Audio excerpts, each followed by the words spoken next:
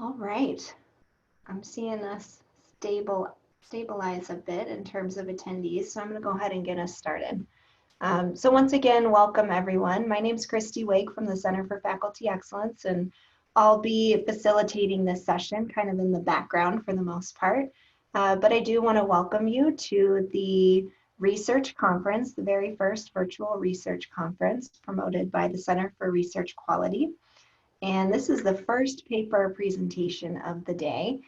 There are, I believe, 3 others going on at the same time, but we're certainly glad that you chose to attend this one.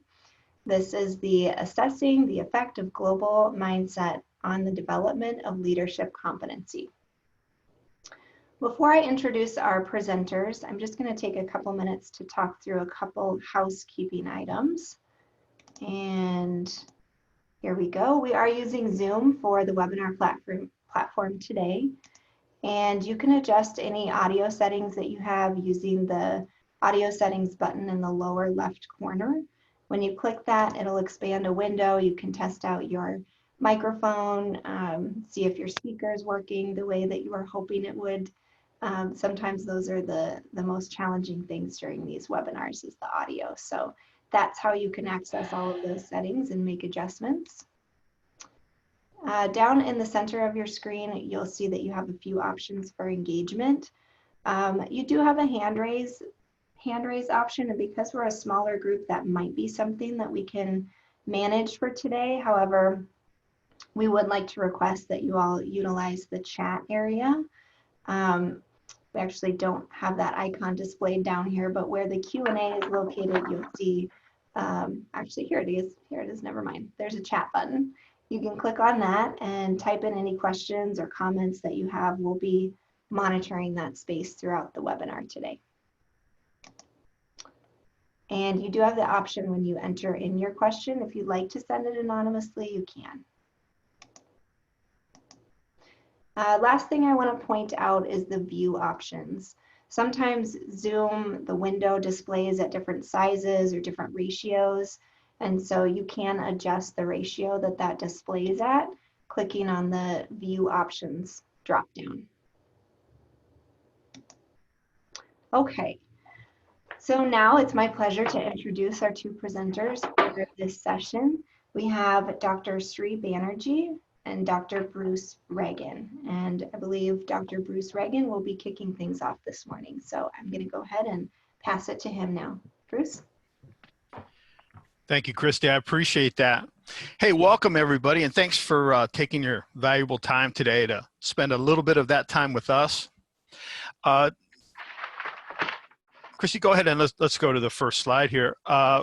Basically, this was a study that so interested Sri and I, just because we're both interested in that leadership component and how we improve leadership for us within a public health setting. But we also wanted to take a look at this concept of global mindset, which Laureate had really kind of jumped on as an organization in an attempt to improve the folks that they were hiring into their organization. And so Sri's going to talk about that specific component as we move through this. But as far as our outline today, we're going to talk just briefly about understanding leadership, utilizing primary research to understand the linguistic anthropology model, recontextualizing global mindset in the context of leadership and health sciences. And then we're going to talk about applying this new research bank in pedagogy. Okay, that's kind of like the cliff notes of what we're going to handle today. Okay, Christy, let's go ahead. So this is essentially our abstract. Specific leadership traits are imperative. And I think we all know that, but the dynamic interaction from a global context is something that has really not been looked at. And so that's something that we wanted to take a look at because the current literature is a little bit unclear of that. And so we want to take a look at analyzing Laureate's professional assessment data which they're able to pull from about 15 different countries that we could use. And we found that the language spoken significantly modified the effect of the global mindset on leading others. And again, we're going to talk about the specifics of that as we move through the presentation, but that's essentially the essence of our presentation today. Okay, Christy. So what is this thing we call global mindset? Well, its application to leadership kind of hit Shri and I when, as we're going through the literature to get a better understanding of this, we came across a piece that asked an important question of some 700 HR managers. And it was asked of them, what was the most important characteristic of future leaders? Very legitimate question. But their response was quite interesting. And their response was that we need to develop borderless leaders. I thought, wow, borderless leaders. And that really kind of hit us, especially as we look around the world today. There's a concept that some people are promoting of nationalism. And here's something that is obviously quite contrary to that. So as we started to take a look at this a little deeper, then we started to take a look at this global mindset. And what in the world is this thing that we call a global mindset? So it's a set of individual qualities and attributes that help a manager influence individuals, groups, and organization from other parts of the world. Now, the funny thing is, as Walden, we're accustomed to dealing with students, faculty members, and administrators who essentially are all over the world. So this idea is not necessarily new to us, but this global mindset is one that some folks struggle with, and especially in leadership roles. It's a way of being which requires cultural intelligence and cultural awareness and skills associated with intercultural empathy. Now, again, as Walden folks, we're pretty accustomed to this, but I think as we look around the world, we can see that this intercultural empathy is something that we at times struggle with. And then there are times that we take it and we generalize it to such an effect that we actually miss some of the pieces to the puzzle. And I'd like to share with you as we move on, one of those, and that has to do with one of the students that I'm working with is in an area of Texas, and there's a huge population of Nigerian and Nigerian American within that general vicinity whose cultural beliefs about COVID-19, for instance, are very different. And so we need to get better at understanding this intercultural. Has the willingness to engage with other, openness towards divergent cultural experiences, and a search for contrast rather than uniformity. It's kind of a neat concept, isn't it? Contrast rather than uniformity. And by working collaboratively within and across cultures, one can grow cultural intelligence. And that's really what we're looking for in this study was, what does this cultural intelligence have to do with this process of a global mindset and on leadership? All right, Christy, let's go to the next slide. Now, when we take a look at leadership theory, one of the pieces that really kind of hit us was that we define it very differently. It's the ability to recognize, read, and adapt to cultural signals, both overt and subtle, so that your effectiveness is not compromised when one is dealing with people from different backgrounds. We have a tendency to think sometimes that everybody thinks like us. And my wife reminds me, she reminds me frequently that not everybody thinks like me. And so it's a piece of this puzzle that we have to get better at dealing with. A global mindset is associated with cultural competence, recognizes personal cultural biases, and developing a cohesive cultural sensitivity. Now, we obviously in our country have been experiencing a lot of those kind of issues, but I think we need to make it, as far as our leadership situation goes, it has to be an intricate part of that process if in fact we want to produce leaders that are much more effective with this global mindset. And it can be identified by understanding one's own cultural biases. And I think that is the area that we oftentimes struggle with. Go ahead and go to the next slide, Christy, thank you. Is understanding what our biases are. Now, we got a little carried away with the colors here. I hope you enjoy those. Yeah, it's quite a wake me up at this early in the morning.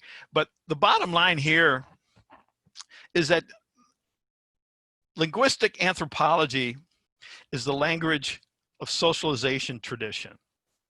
Now, we're going to talk here in a second about the linguistic anthropology model. And I think you would all agree with me. We need another model like we need a rash.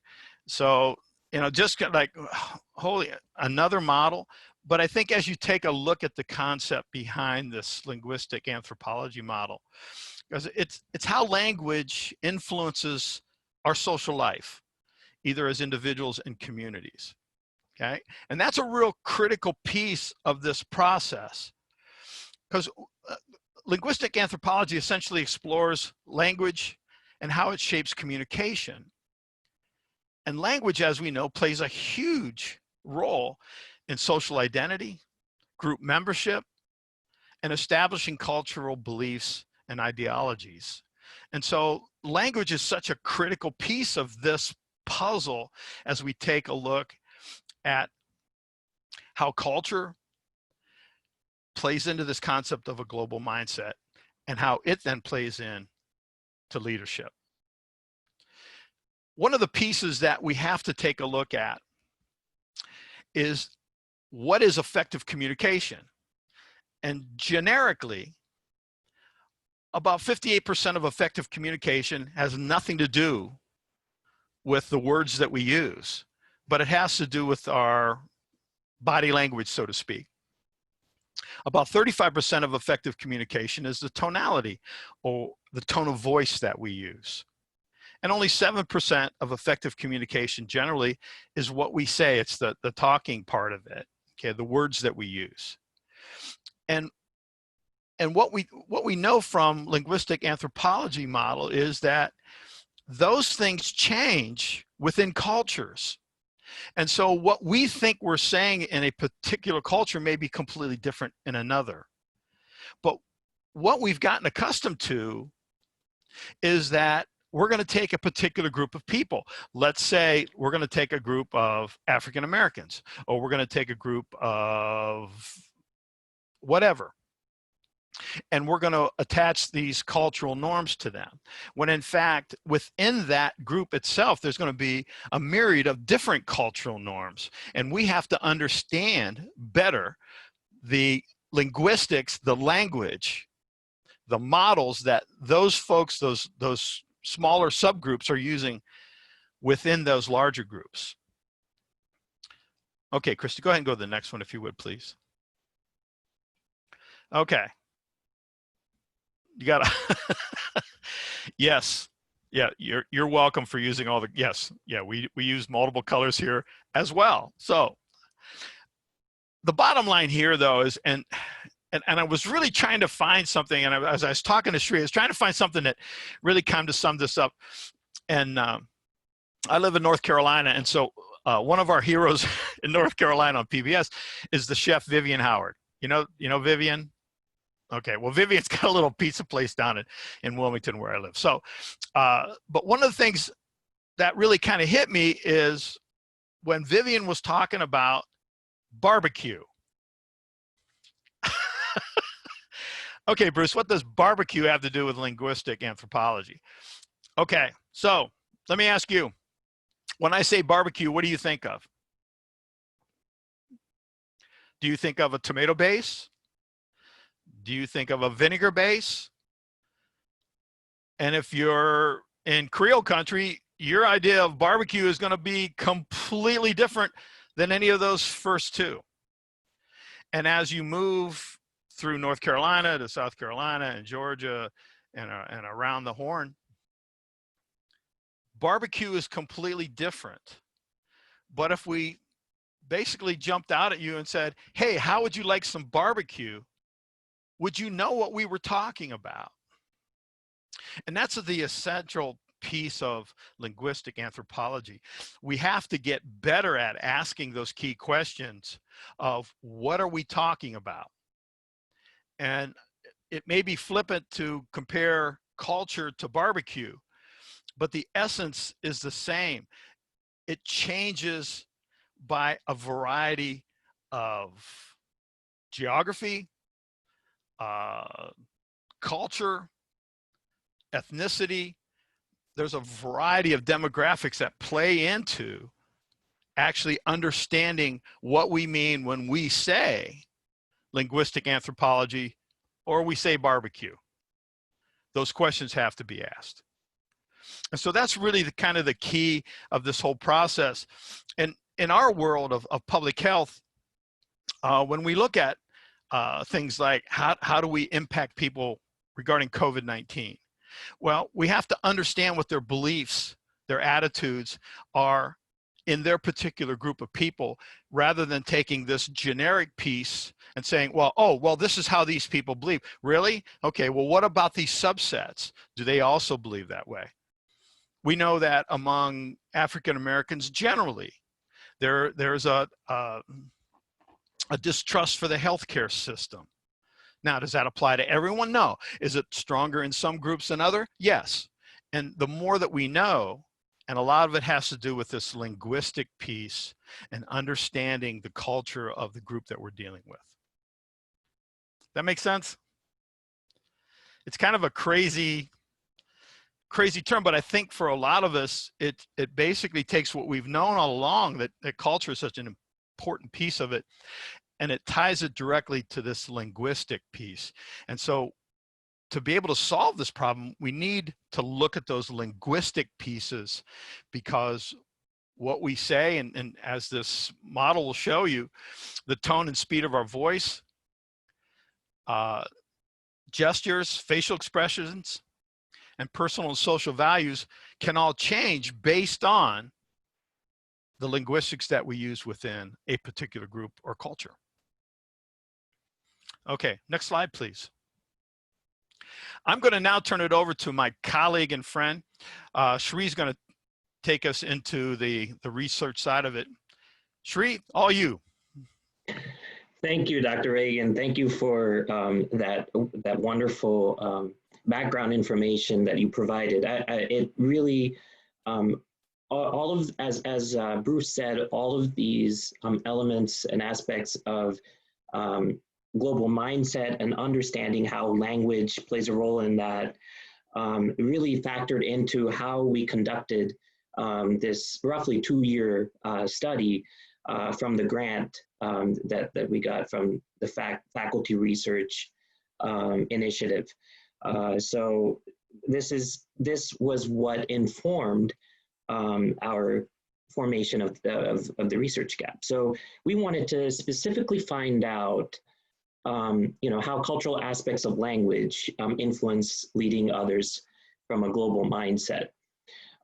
So, in this study, unfortunately, we were limited to just looking at language and, kind of extrapolating that to having the understanding of how language influences this relationship. So I'm going to show in subsequent slides the model and how we kind of manipulated all the variables and everything in order to show the relationships. So next slide, please. Okay, so this is kind of a busy slide. I'm not sure if you're able to see every square, every rectangle, but this is part of the laureate professional assessment. So the way this professional assessment worked is that over a number of years, laureate institutions, individual students from laureate institutions, they were asked to take this assessment and they were, based on their responses, provided corresponding sort of score. So think of this as kind of a GPA, right? So a GPA is an assessment of a person's academic achievement, and then LPA is kind of their professional acumen and how prepared they are to get into that. Next slide, please. So this is just one of many sample questions, and many questions that were provided as part of the LPA.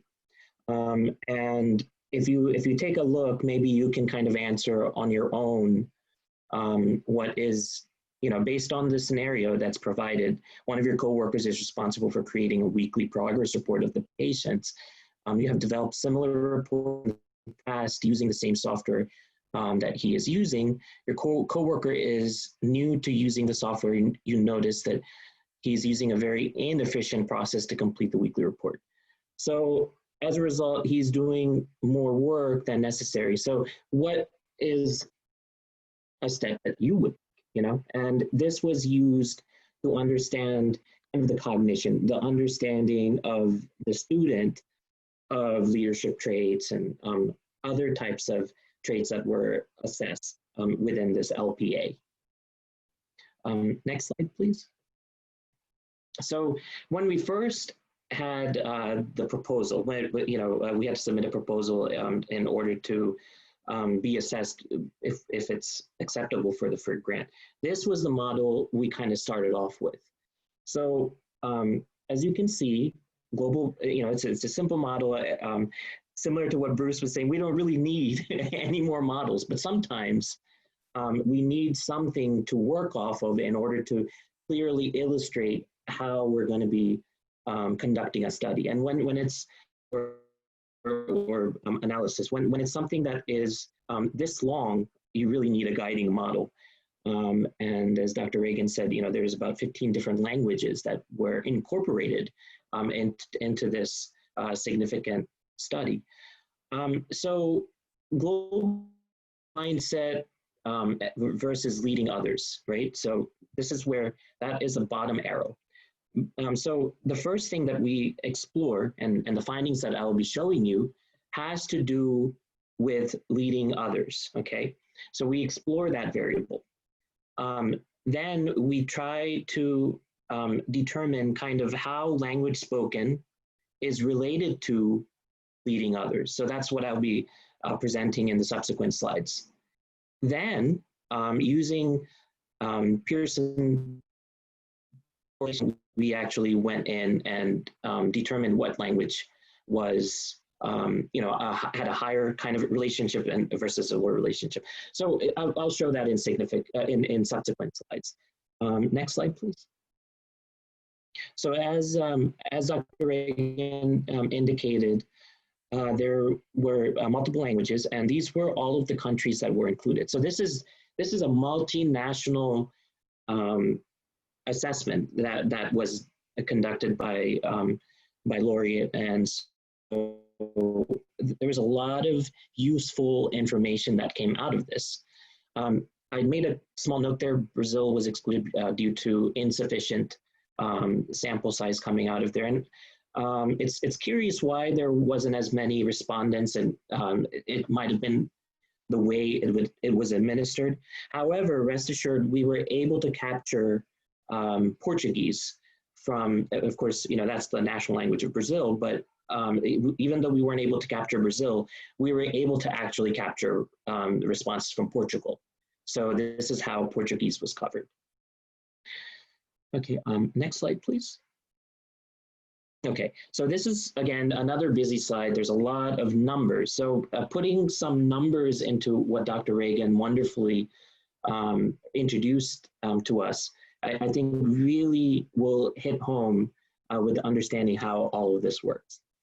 So in this regression model, the relationship that was assessed is, remember, going back to that one slide with the model, this is just a relationship between language spoken and leading others. So language spoken, what we did is we dummy coded. And as you can see these are the different languages that at the end got included. And of course, we controlled for time to complete the questionnaire. So that, you know, if for some reason somebody took a longer time to complete the questionnaire, or you know, a very short amount of time, that would not impact that relationship. So that was controlled for there. So let's take a look at some of these numbers and some of these betas, right? So first of all, most of these languages, with the exception of Portuguese, had a significant relationship in leading others. So the comparison, of course, when you're dummy coding, you know that there's a comparison group. So the comparison group here is English. So even though all of the betas are negative, some are more close to English, you know, with leadership than others. So this shows the variation that language has in cultivating, just cultivating leadership, cultivating the trait of, cultivating the leadership trait. So if we can go to the next slide, I'm going to go a little bit further in depth into what we found.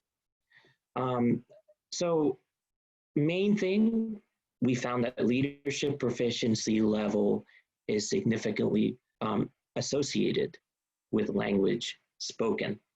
So going back to the model with linguistic anthropology, that shows that language really is playing a major role in socialization of the person. So how you carry yourself, what language primarily you speak, these things really have an impact. And so tailoring pedagogy in terms of, you know, how people cultivate these leadership qualities is extremely important, especially for a multinational sort of school like Walden University. We cater to many different cultural backgrounds, students from many different walks of life. And how if we do that effectively, these numbers are really showing that. So the respondents who completed the questionnaire in Spanish in Latin America had you know, significantly lower mean leadership proficiency than individuals who spoke English. So, you know, I want to steer clear of making overgeneralizations of certain populations and certain groups. That I want to steer clear of. However, with that said, it's really important to understand that, you know, we're not all we're not all having the same culture and same background. It is important to keep diversity in mind. And this, you know, leads straight back to a lot of the national conversations we're having about promoting nationalism versus promoting a global mindset, and the continuum in between how we strike that balance. Economically, we're going through these movements where countries are making sure that, you know, they're sustaining their own population, sometimes at the expense of others. So we have to be very careful when we're taking a step back from globalization, that we don't lose our cultural sensitivity. That is so critical and important to be an effective leader. Again, you know, going through some of the other languages, there were significant differences. So that's important to note. Next slide, please. Okay, so this goes into the correlation coefficients, now looking at the relationship between global mindset and leading others. So these correlation coefficients are assessing the strength of the relationship. So this is not only looking at significance. The p-value, of course, is significance, but how meaningful is that p-value? So that's where effect size comes in and is extremely important to understand as well. So let's look at English first. I mean, the relationship between global mindset and leading others, it has a pretty significant medium effect, right? Looking at German, there is a large effect However, the sample size was only 11 in that group. So, it could be argued that there was no significance due to the fact that there was inadequate sample size and power.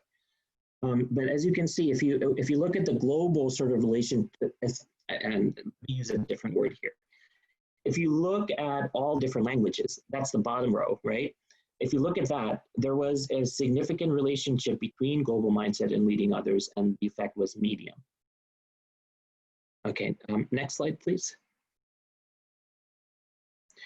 So I went over this kind of already, but using Cohen's convention, there was moderate correlation overall between global mindset and leading others. So some linguistic groups, there was a smaller effect, and other linguistic groups, there was a larger effect. So depending on this, we can inform pedagogical strategies in order to teach different groups, in different ways.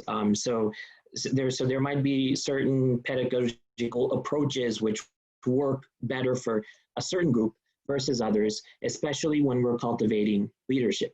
And leadership cultivation, it is not just limited to a business degree. And when we're talking about leadership, this is in a cross-disciplinary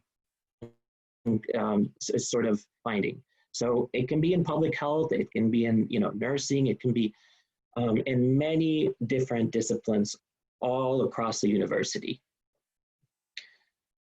So can we go to okay. So now we are going into kind of understanding this and broadening this model into understanding how change adaptability plays a role here. This was not the original focus of the whole study, but this is an additional component that we can kind of take a look at to understand this relationship better between global mindset and leading others. So next slide, please. So again, this shows some of the relationship between change, adaptability, and global mindset and leading others. Can we go ahead and go to the next slide, please?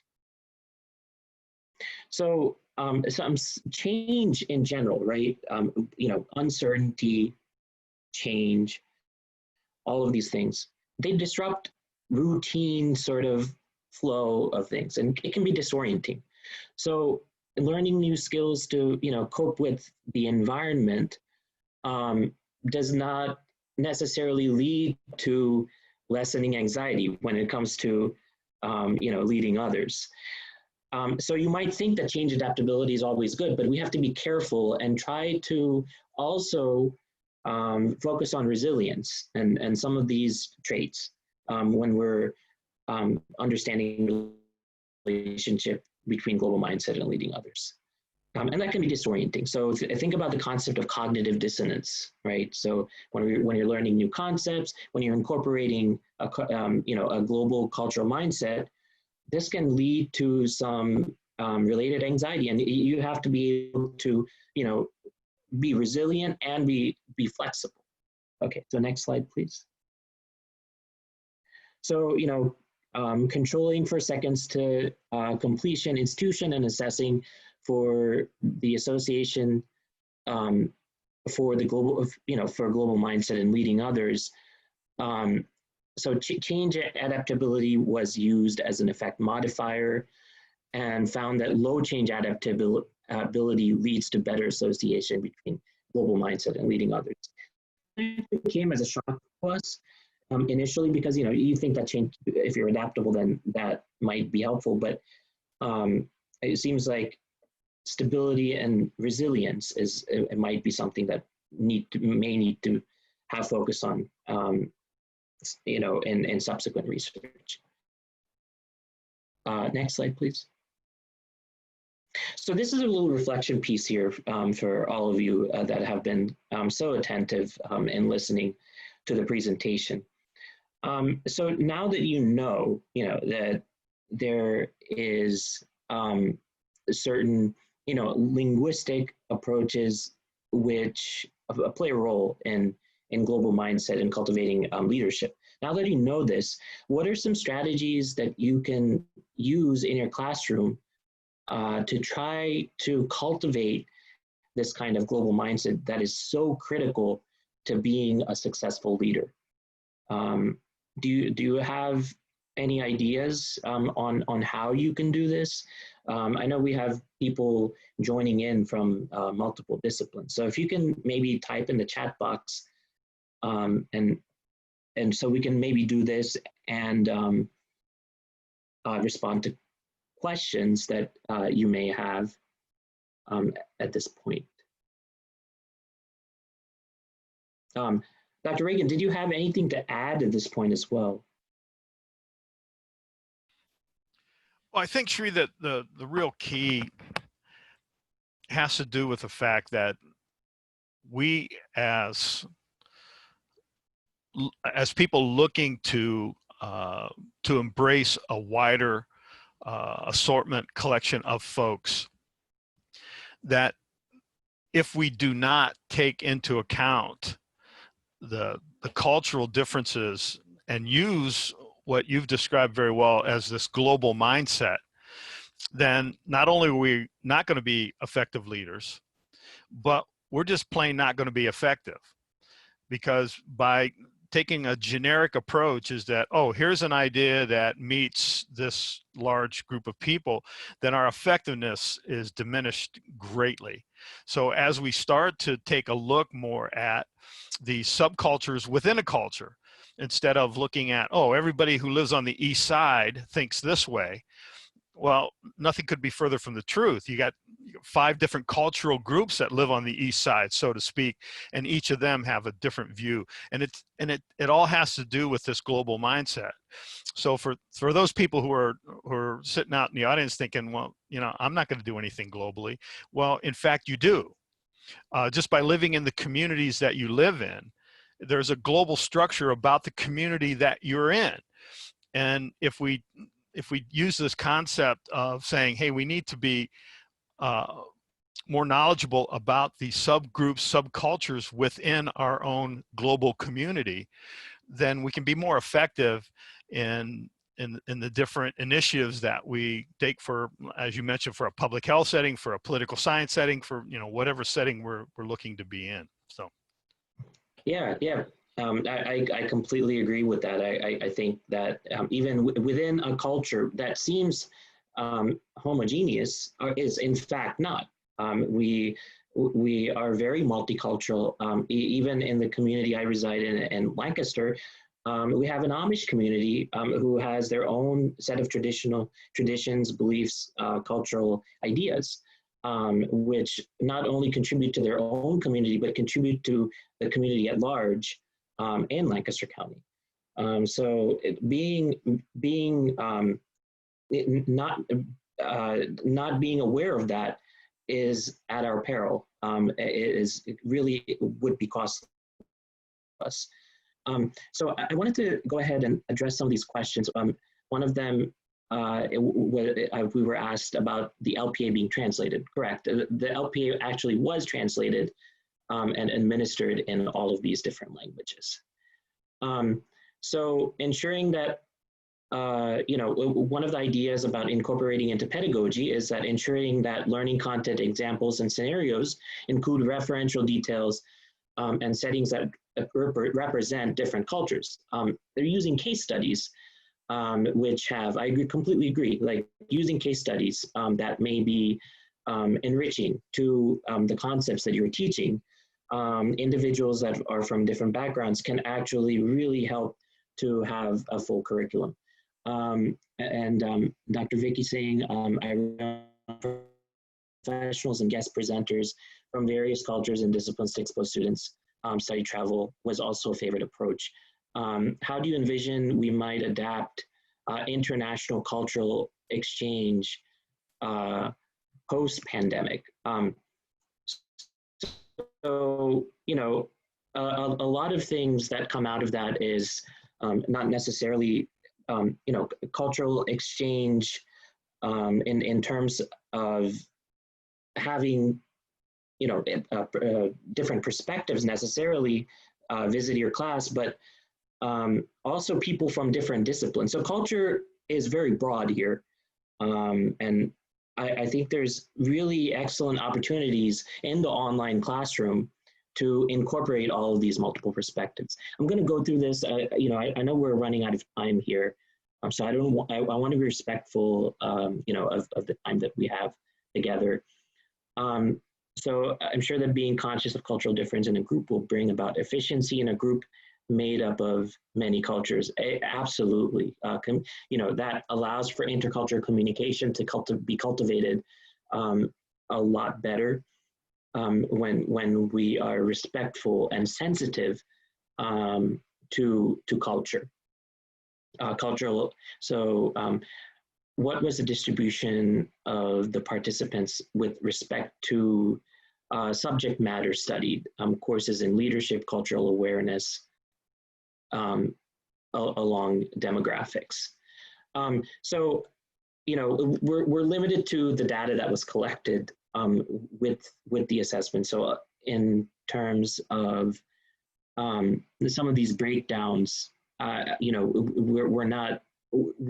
don't have that information because the data was not necessarily available with subject matter. So I find it important to support different styles of engagement. Some students like debate and very specific examples. I think it is also important to make sure there are different modalities for engagement.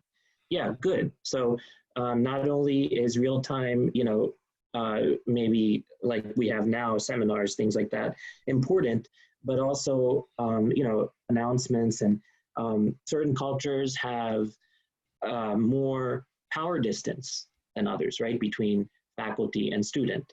And this was part of some of the side projects that we did out of this. And it was interesting to see how that played a role. So countries with higher power distance had a stronger relationship rather than others. So this is very relevant research in today's business environment. Thank you for the presentation. The psychometric properties of the instruments used in the research. So this is well-validated instrument. This is an instrument that was validated, ahead of time. So we are, as in terms of the relationship between, the bivariate analysis that we conducted with Pearson correlation. In that one slide, I think there was an R² value as well. Hey, Shri, I think we gotta send it back to Christy here. So. Okay. Well, I would love to go through all of them, but for the sake of time, I'll hand it back to Christy. All right. Thank you, Dr. Banerjee and Dr. Reagan. That was a really great presentation, and we had a lot of attendees on the line, which is exciting, and love to see all the activity in the chat too. All of the posts in the chat will be saved. You can certainly engage with the presenters using the app, and then just so everyone knows, the session was recorded and the materials will end up being published into ScholarWorks, so you'll have access to review these materials at a later date. I do want to just remind everyone that you have a bit of a break before the plenary sessions start. We have the first and second plenary being offered concurrently, beginning at 11 Eastern. And like I said, you have your choice between two of them. So take the next 15 minutes and stretch your legs, and then we hope to see you at one of the two plenaries coming up at 11. So thanks, everybody. Have a great day. Thank you. Thank you.